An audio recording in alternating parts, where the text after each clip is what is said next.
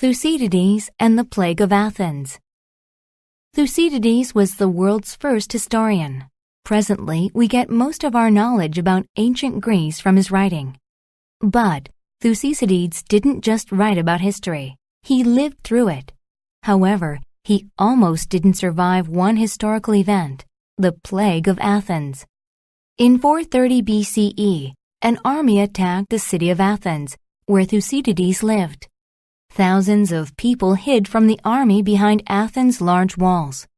The city became very crowded as the population expanded.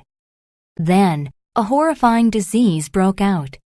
People summoned doctors, but it was to no avail because no one understood how the disease spread. It seemed random. They didn't know that it was an organism. Instead, they defined disease as a punishment from their gods. Thucydides was incredulous that gods caused the plague, but he explained why others believed it. There was an old, long verse which predicted the disease. To paraphrase it, the verse said the gods would send a disease during a war. As a result, large crowds gathered at shrines to ask the gods to stop the plague.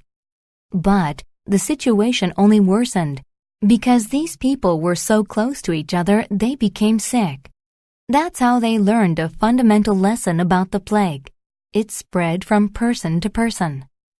People wanted to leave the crowded city, but they dreaded what the army outside would do to them. At this time, Thucydides got sick too. He quickly scribbled down notes because he thought he would soon die. His writing shows a stark contrast between people's behavior before and during the plague. There were riots, and people ignored laws. They didn't think they'd live long enough to be punished. Many sick people were left to die in solitude because no one wanted to be near them. The plague lingered for 2 years, but luckily, Thucydides survived. Without his writing, we would know much less about ancient Greece and the Plague of Athens.